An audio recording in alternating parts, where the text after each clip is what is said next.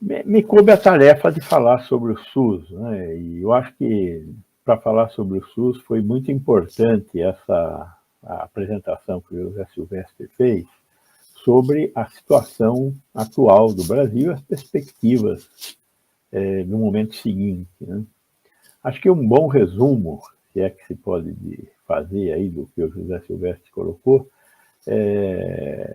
nós estamos vivendo um momento de terra arrasada.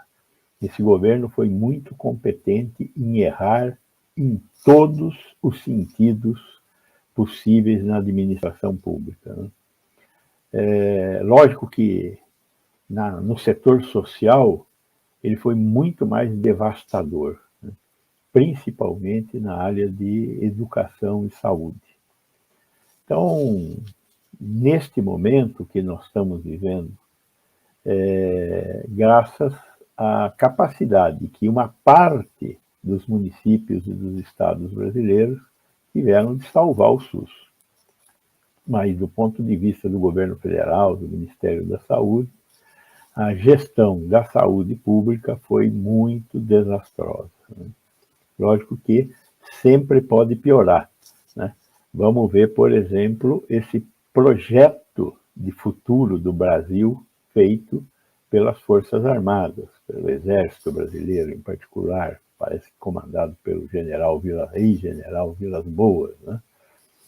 Em que eles propõem até 2035 que a saúde pública seja paga, que o ensino público seja pago, o ensino público universitário seja pago. Ou seja, eles têm uma capacidade muito grande de piorar as coisas. São incapazes de pensar numa política mais justa de tributação que permitisse que recursos de todos fossem utilizados de maneira a redistribuir riquezas e construir novas vidas, né? Eu não tive oportunidade, nem vou ler esse projeto, só estou registrando as conclusões que foram publicadas aí pela imprensa. Mas nós já sabemos o que é que nos espera no futuro, numa provável, espero, hipótese que não ocorra, mas uma possível reeleição de Bolsonaro. Então, acho que é um momento muito difícil que o Brasil está passando e que o horizonte não é um horizonte muito melhor. Acho que as indicações dadas aí pelo Silvestre sobre o que está acontecendo na economia brasileira e sobre o futuro imediato, quer dizer, nós não vamos conseguir, elejamos quem quiser que nós elejamos, em 2023, corrigir esses rumos da economia em um ano. Então, nós vamos passar por um período difícil ainda, em 2023, 2024, para conseguir recolocar o Brasil nos trilhos. O Brasil está totalmente fora dos trilhos. E um dos sofrimentos que nós estamos passando é justamente, no caso, o SUS. Não existe como, num país do tamanho do Brasil, ter uma assistência à saúde minimamente civilizada que não seja estatal, que não seja pública, que não seja financiada por impostos, como a que nós temos hoje, com todos os problemas que nós temos. O SUS tem 3 grandes princípios. O primeiro é o princípio da universalidade, é para todos. Nós sabemos que o princípio da universalidade tem muitos problemas. Nós temos um acesso desigual a serviços de saúde. E por que temos um acesso desigual? Principalmente porque o SUS também reflete as desigualdades da sociedade brasileira. Nós temos uma sociedade extremamente desigual, com racismo estrutural, com a falta de acesso da população negra, da população dos indígenas, dos pobres de uma forma geral. Quando nós começamos o processo de vacinação aqui no SUS, no terceiro mês de vacinação, apesar da gente ter 56% de autodeclarados negros e pardos, somente 18% dessa população estava vacinada. E o resto era tudo branco. Então, nós temos um problema muito grave de desigualdade estrutural no Brasil e que tem que ser enfrentada com políticas públicas que exigirão de nós uma capacidade de dar mais a quem tem menos. E nós não temos, neste governo em particular, destruído o que foi o Bolsa Família, nós não temos tido condição de proteger essa população. Veja o que está acontecendo com a questão da insegurança alimentar. O que é insegurança alimentar? Insegurança alimentar é o nome bonito de fome. Nós temos hoje, neste momento, 36% da população brasileira passando fome. Não tem condição de garantir a comida do dia. A média mundial de insegurança alimentar é 35%. O Brasil, hoje, está acima da média mundial de fome, sendo o maior produtor de proteína vegetal e animal do mundo. Primeiro, segundo maior produtor de proteína animal e vegetal do mundo, né? Graças à carne, à soja, ao milho, etc. Fantásticas essas conquistas da nossa agricultura, da nossa pecuária, em cima da natureza. Porém, o fato é que nós temos 36% da população brasileira passando fome, por absoluta incompetência do governo, por absoluta incompetência do Estado brasileiro, que nos representa, portanto, somos nós que somos os responsáveis por isso que está acontecendo neste momento no Brasil. Mas a universalidade é um problema que nós ainda vamos ter que discutir muito para conseguir chegar a essa universalidade. O segundo princípio é o princípio de não adianta fazer medicina que cura sem fazer medicina preventiva. E não adianta fazer medicina preventiva se não tiver cura. Então, a integralidade disso. Tem que dar assistência antes da doença, durante a doença, depois da doença. Por exemplo, agora, né? Estamos aí com a Covid. Uma das consequências da Covid, além dessa imensa mortalidade, né? Essa mortalidade que é fruto da incapacidade deste governo, só para falar um dado sobre a mortalidade. A Coreia do Sul é uma democracia que tem 52 milhões de habitantes.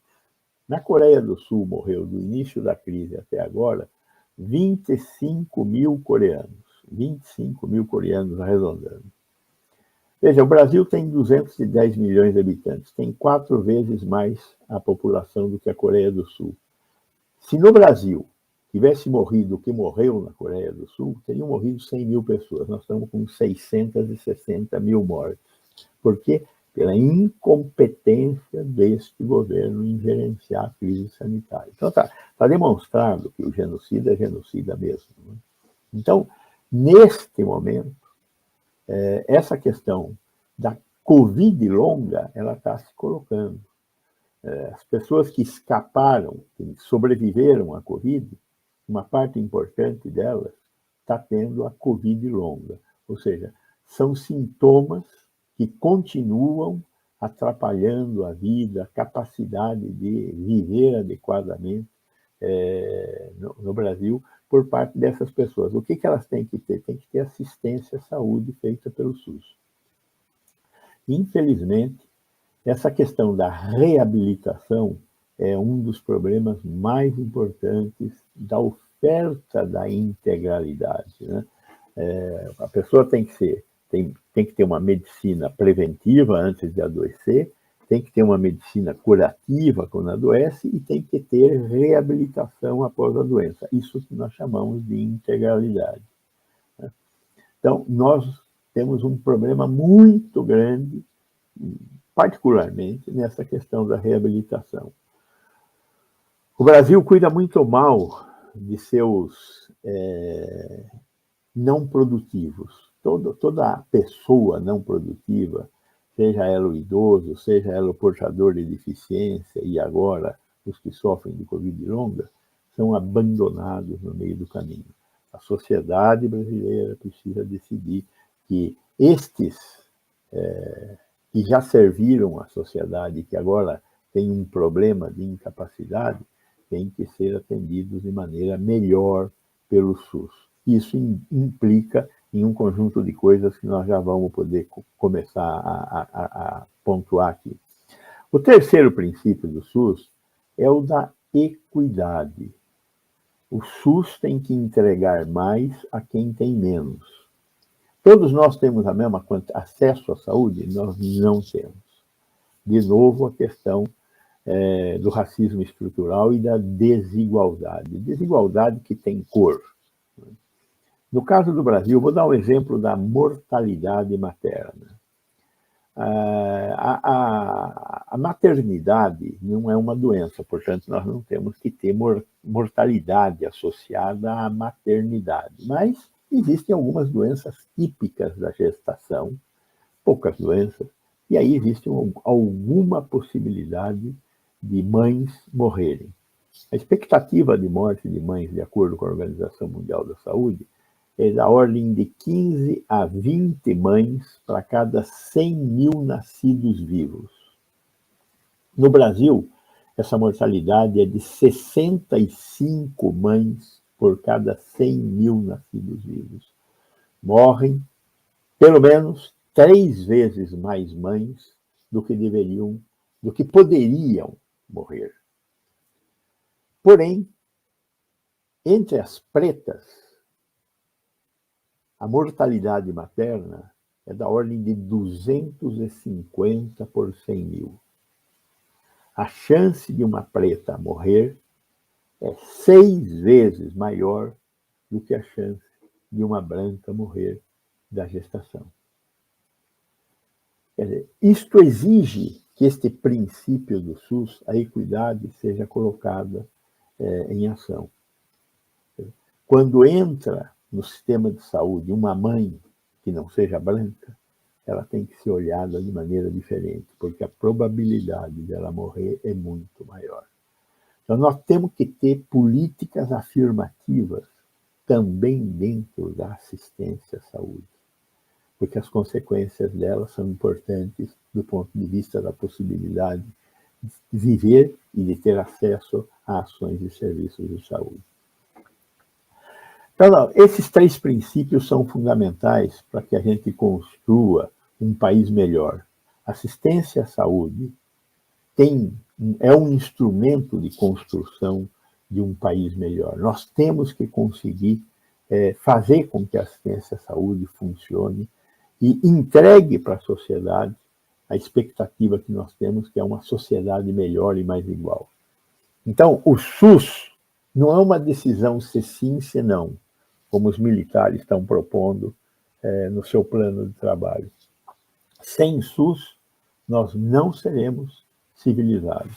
E quando nós olhamos para os países civilizados todos têm um sistema de base universal para atender a sua população. Os países europeus, o Canadá, o Japão, a Austrália, a Nova Zelândia, todos eles têm um sistema de atenção à saúde de base universal, financiada com impostos públicos. Então, o Brasil precisa aprimorar o seu SUS. Para aprimorar o SUS, o que nós temos que fazer? Primeiro problema, sem sombra de dúvida, financiamento. Para ter uma ideia, hoje, o gasto per capita do SUS no Brasil é em torno de R$ 1.100. O gasto per capita dos planos de saúde é em torno de R$ 4.500 por ano. Nós gastamos 4 vezes mais com o sistema privado de saúde.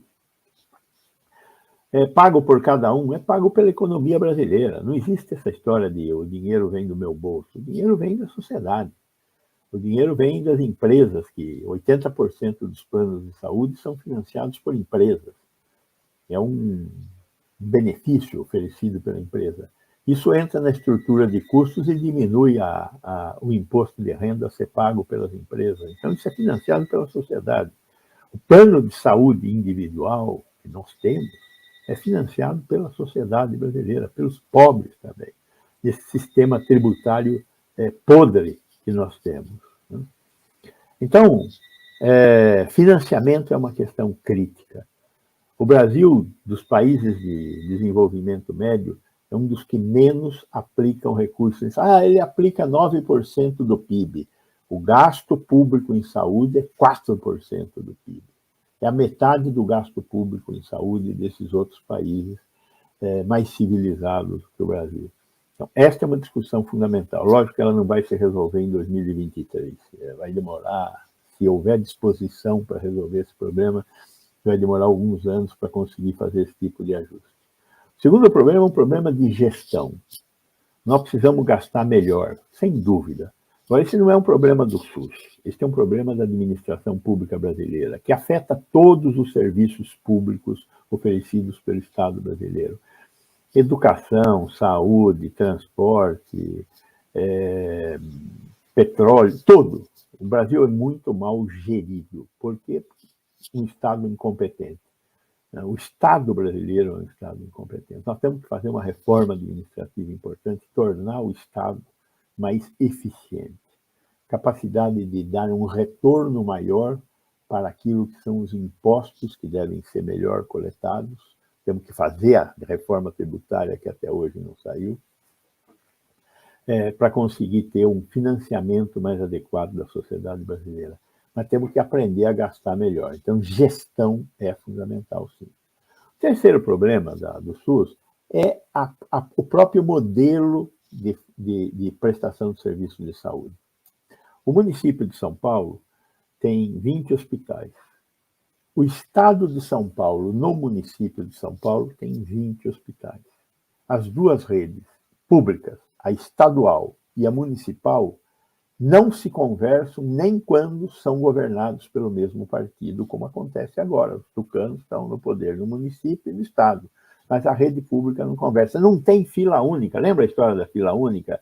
Quando nós tínhamos que internar os pacientes nas UTIs e não tinham vagas suficientes?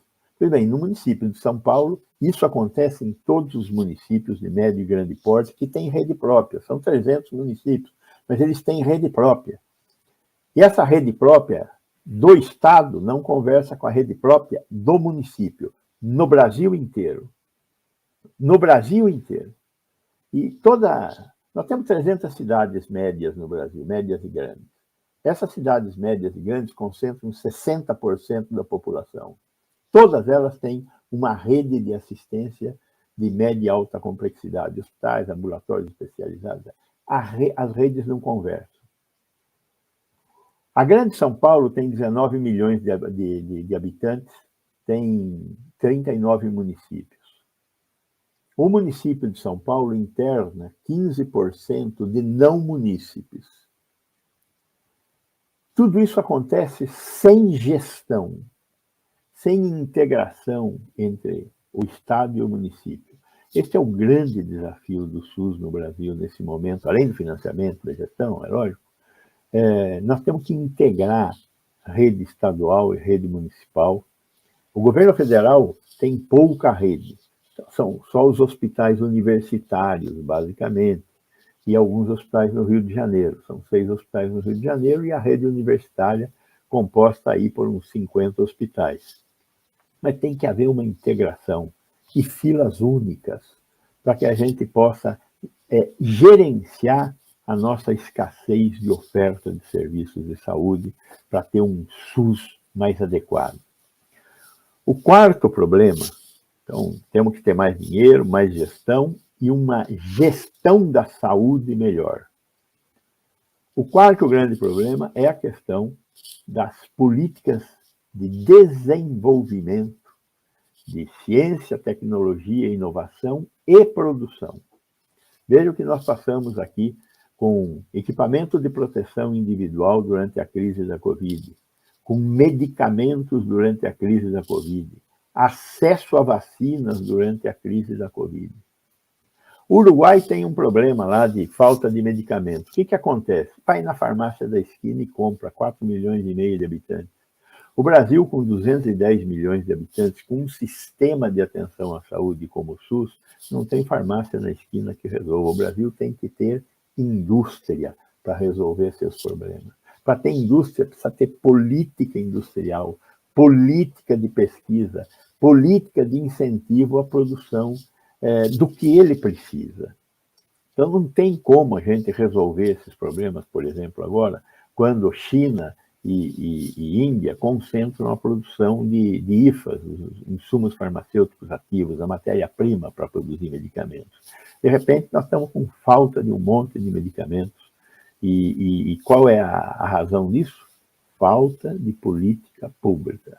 É bastante complicado esse pedaço, mas exige Estado, exige governo. Como é que faz pesquisa? Pesquisa se faz com formação de doutores, são os doutores que pesquisam. Para este governo, o doutor é um consumidor de maconha privilegiado porque recebe bolsa do Estado. Não é isso. Os doutores recebem um auxílio para, durante o período que estão estudando, poderem produzir suas teses. E o que são as teses? São conhecimento criado que poderá dar origem a inovações, a produtos novos que poderão servir à economia.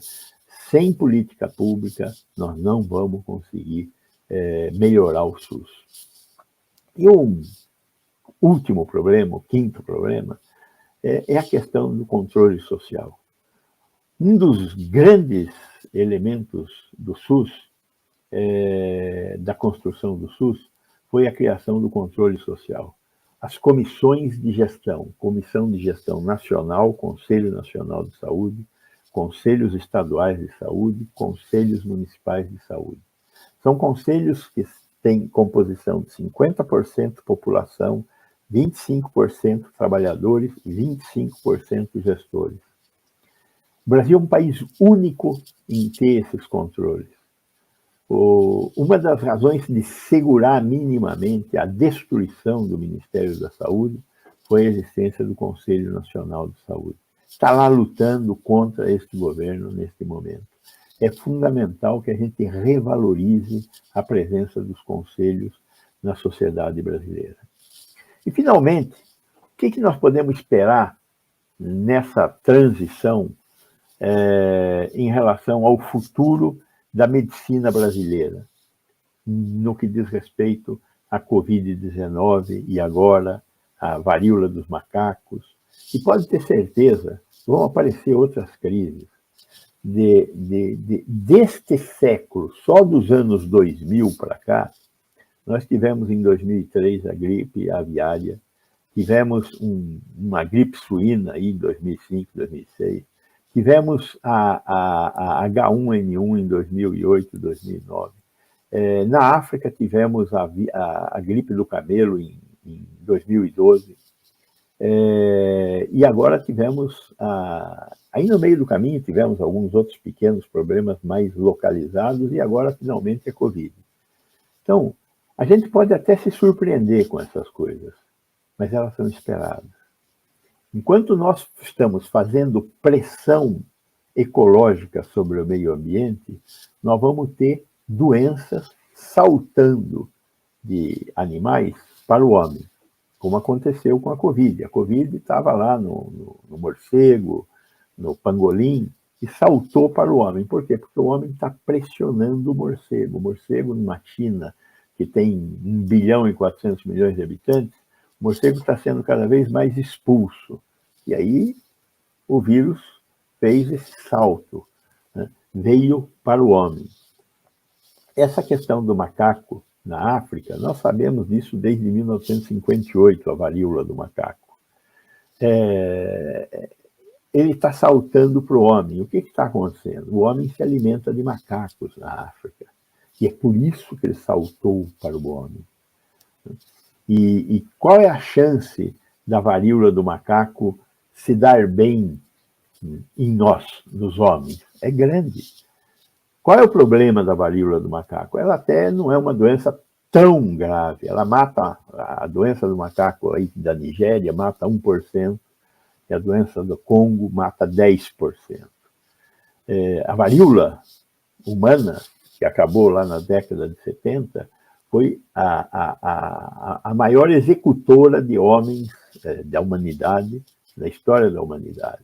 Ela disputa ali com a peste bubônica, mas ela matou mais gente do que a peste bubônica na história da humanidade. Então, Deus o livre voltar à varíola.